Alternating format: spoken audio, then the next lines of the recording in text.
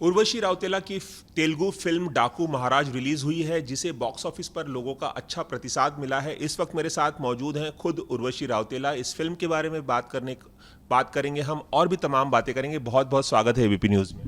Thank you. Urvashi, आपने south में बहुत सारी फिल्में की हैं, तमाम भाषाओं में, तेलुगु में भी कई फिल्में कर चुकी हैं। डाकू महाराज में बतौर लीड एक्ट्रेस आप नज़र आ रही हैं और इस फिल्म को अच्छा बॉक्स ऑफिस रिस्पांस मिला है। तो सबसे पहले मैं आपकी वो प्रतिक्रिया जानना चाहूँगा कि आप कितनी खुश हैं, क्योंकि जब कोई फिल्म चलती है तो उससे जुड़े हुए तमाम लोग जो हैं वो बहुत खुश होते हैं और वो खुशी आपके चेहरे पे दिख रही है।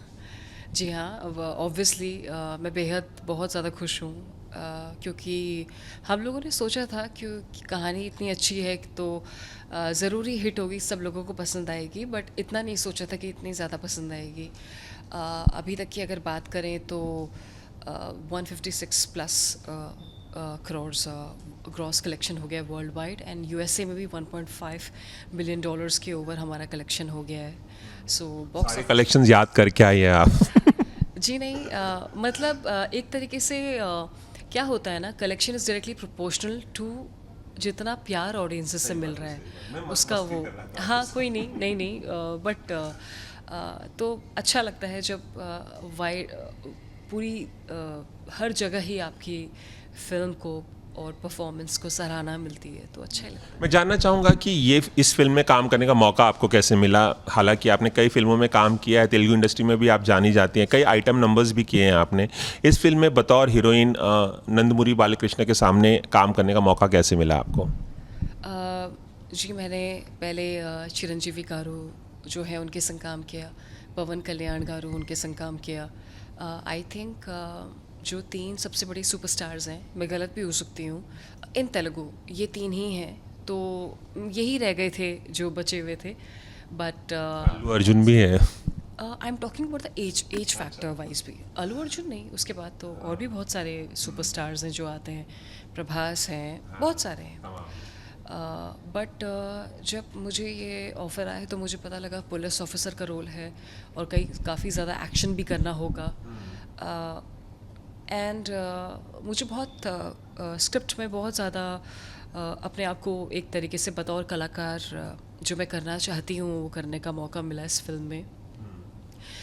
ये जो हमारा गाना भी है दबड़ी दबड़ी, ये पूरा एक तरीके से फीमेल सेंट्रिक ही है, लड़की के बोल हैं, तो बहुत ही ज़्यादा एक अच्छा प्रेजेंटेशन था मेरे रोल का इस फिल्म में। चलिए, आपने खुद इस गाने की बात की, दबड़ी दबड़ी की, तो मैं इसी से जुड़ा एक सवाल पूछना चाहूँगा। सोशल मीडिया पे जब वो गाना आया आपका, बहुत ज़्यादा चर्चा हुई, क्योंकि उसकी जो कोरियोग्राफी थी वो काफ़ी अलग थी, और जिस तरह से नंदमुरी बालकृष्ण आपके साथ डांस कर रहे हैं, कई लोगों ने कहा कि ये अश्लील स्टेप्स हैं, कुछ लोगों ने कहा ये वियर्ड स्टेप्स हैं, कुछ लोगों ने कहा कि ऐसा डांस हमने नहीं देखा।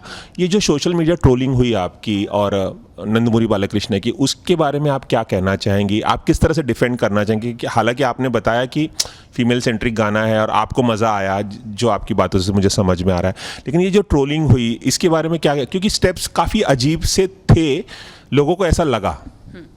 जी, कोरियोग्राफी जिन्होंने की थी शेखर मास्टर गारू, उनके संग मैंने पहले भी काम किया है बॉस पार्टी में, जो चिरंजीवी गारू के संग किया था। तो ऐसा नहीं है कि पहली दफ़ा मैं उनके संग काम किया, इससे पहले काम किया है। उन्होंने इतनी अच्छी अच्छी फिल्म्स में बतौर कोरियोग्राफर काम किया है। पुष्पा में भी अभी उनकी ही कोरियोग्राफी थी, तो वो इतने नामचीन, इतने रेप्यूटेड कोरियोग्राफर हैं। ये पहली दफ़ा नहीं है कि मैंने उनके संग काम किया, इससे पहले भी मैं कर चुकी हूँ। बट आपको कुछ अजीब नहीं लगा जिस तरह के स्टेप्स थे और जिस तरह की ट्रोलिंग हुई? जी देखिए, अभी मैं क्या बोलूँ कि देखो, जब इन सब चीज़ों की बात आती है, ट्रोलिंग की, उसकी, मेरा हमेशा ध्यान ये रहता है कि जो मेरा काम है मैं उसको अच्छी तरीके से करूँ। जो बाकी लोग क्या चर्चा करेंगे या बाकी लोग किस क्या बातें करेंगे, उस सब चीज़ों में मैं उतना नहीं सोचती हूँ। आपके हिसाब से जो डांस की कोरियोग्राफी थी उसमें कुछ आपको अजीब नहीं लगा, अटपटा नहीं लगा या अश्लील नहीं लगा, जैसे कि लोग कह रहे हैं बड़े पैमाने पर? आपको ऐसा कुछ नहीं लगा डांस करते वक्त? जी देखिए, मैं बताती हूँ, अभी फिल्म हिंदी में रिलीज़ हो जाएगी 24 जनवरी को। तो हमारी जो फिल्म है, वो ना, जो गाना है वो हमारी फिल्म के जॉनर के अकॉर्डिंग है। जंगल इंस्पायर्ड है, कई सारे ट्राइबल मोमेंट्स हैं और एफ्रो मोमेंट्स हैं गाने में। तो अभी गाना पूरा नहीं देखा है लोगों ने और पहले ही अजम्पशंस कर लिए। मैं बस ये चाहती हूँ कि सभी लोग एक बार पूरा गाना देख लें और पूरी फिल्म देखेंगे तब उनको समझ में आएगा कि किस तरीके से फिल्म में डायरेक्टर भी हैं जो जानते हैं कि किस तरह के सॉन्ग्स हैं और किस सर्कमस्टेंस या कॉन्टेक्स्ट। हाँ, सिचुएशन के अकॉर्डिंगली गानों को प्लेस करना है। हमारे गाने में, हमारी फिल्म में और भी गाना, एक और अच्छा गाना है बच्चों का, चिन्नी। तो अकॉर्डिंग टू इमोशन सब गानों की प्लेसमेंट की गई है। तो आपके हिसाब से उस गाने में कुछ भी अजीब नहीं है, आपको मज़ा आया? जी देखो, अजीब ना अजीब, जैसे मैंने पहले ही रिपीट कर दिया, उसमें बहुत ज़्यादा it's according to the film के जॉनर के हिसाब से है। तो मुझे ये भी पूछना था आपसे कि जब ट्रोलिंग होती है सोशल मीडिया पे, आजकल हर एक्टर की ट्रोलिंग होती है, चाहे वो सुपरस्टार हो, कोई फिल्मों में कदम रखने जा रहा हो, उसने कुछ भी अचीव कर लिया हो या ना किया हो अचीव, सबकी ट्रोलिंग होती है। आपकी भी कई बार ट्रोलिंग हुई होगी, होती रहती है। आप उसे कैसे हैंडल करते हैं और आप क्या सोचते हैं? क्या वो चीज़ आपको डिस्टर्ब करती है या आपको सोचने का मौका देती है? हाल ही में एक सैफ अली खान के बारे में आपसे पूछा गया था, तो उस वक्त आपने अपनी घड़ी की रोलेक्स की बात की थी, तो आपने सोशल मीडिया पोस्ट भी किया था, फिर डिलीट भी कर दिया, तो क्या कहना चाहेंगे? जी, सोशल मीडिया में ना इंस्टाग्राम स्टोरी करके एक फ़ीचर होता है जो कि सिर्फ 24 आवर्स के लिए रहता है। तो वो ऑटोमेटिकली ही 24 आवर्स के लिए वैलिड रहेगा, उसके बाद वो ऑटोमेटिकली डिसअपेयर हो जाता है। तो कुछ डिलीट वगैरह नहीं हुआ।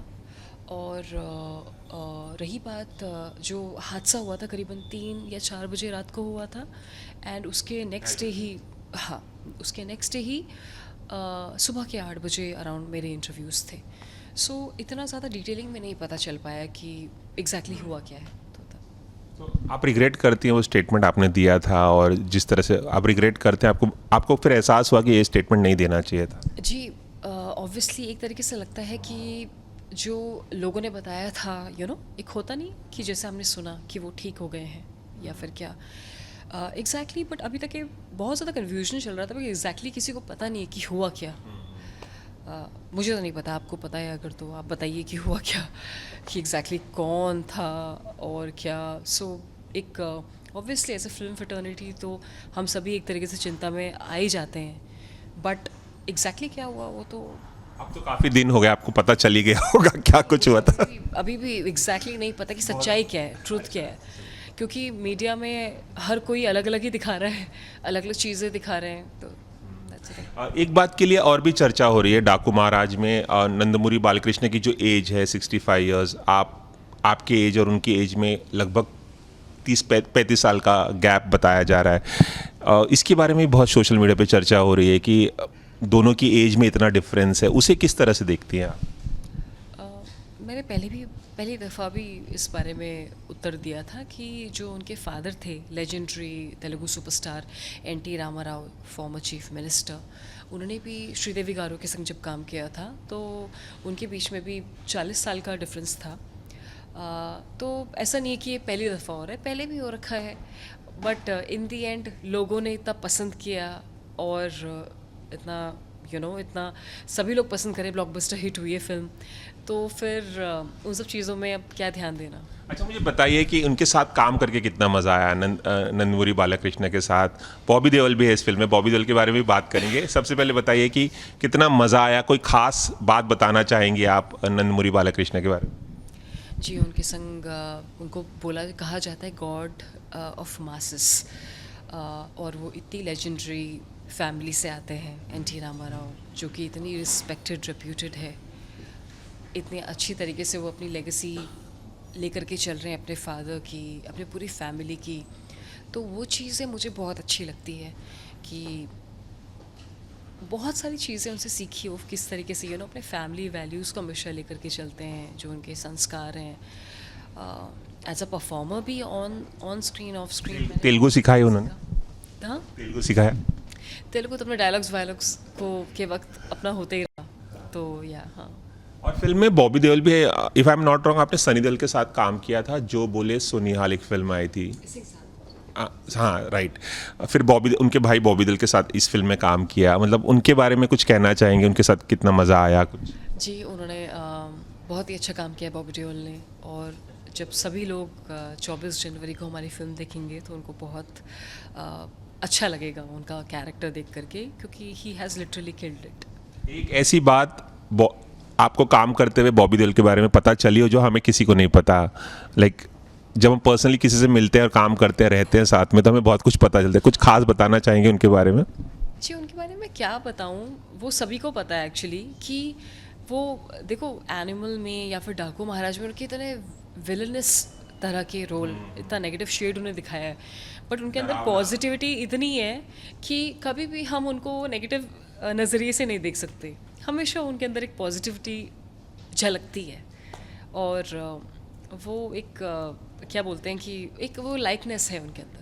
मैं जाते जाते, वक्त की कमी है, लेकिन फिर भी मैं पूछना चाहूँगा कि साउथ की तमाम इंडस्ट्री में आपने काम किया, ऐसे कौन से एक्टर्स हैं जिनके साथ आप काम करना चाहेंगी? आपकी एक बकेट लिस्ट होगी, और बॉलीवुड में भी ऐसी कौन सी बकेट लिस्ट है जिनके साथ आप काम करना मिस कर दिया या करना चाहेंगे आप? अभी जिनके संग मैंने किया है, बट जिनके संग मैं करना चाहूँगी बॉलीवुड में, of course I would love to work with Shahrukh Khan sir, Salman Khan sir, and Amitabh Bachchan, and Tamil में रजनीकांत एंड विजय थालापति विजय जी, और बाकी तेलुगु में प्रभास, महेश बाबू, बहुत लंबी लिस्ट है आप। अल्लू अर्जुन। लिस्ट लंबी होनी चाहिए। चलिए जाते जाते आखिरी सवाल आप जवाब दे दीजिए कि हिंदी इंडस्ट्री में काम करना और साउथ की इंडस्ट्री में काम करने में कितना फ़र्क होता है? बहुत सारे लोगों से मैंने बात की, हमेशा वो प्रोफेशनलिज्म की बात करते हैं और कहते हैं कि साउथ इंडस्ट्री ज़्यादा प्रोफेशनल है, वक्त के बहुत पाबंद हैं। आप अपने एक्सपीरियंस बताइए। जी, मेरा एक्सपीरियंस दोनों ही जगह अच्छा रहा है। साउथ में जो अर्ली कॉल टाइम्स बहुत ज़्यादा रहते हैं, और यहाँ पे थोड़ा सा लेट कॉल टाइम रहता है। उसके अलावा कुछ और बोलना चाहिए? उसके अलावा इंडस्ट्री में, दोनों इंडस्ट्री में फ़र्क मतलब एक तो कॉल टाइम का ही है, बाकी डायरेक्टर वहाँ पे भी है, यहाँ पे भी है, एक तरीके से जिस तरीके से काम होता है वो भी है। सो ऐसा देखो, वहाँ के डायरेक्टर्स यहाँ पे आ गए, यहाँ के भी वहाँ पे फिल्म डायरेक्ट करते हैं, तो ऐसा कुछ नहीं है। इन दी एंड तो सिनेमा ही बना रहे हैं, बट टाइमिंग्स को लेकर के।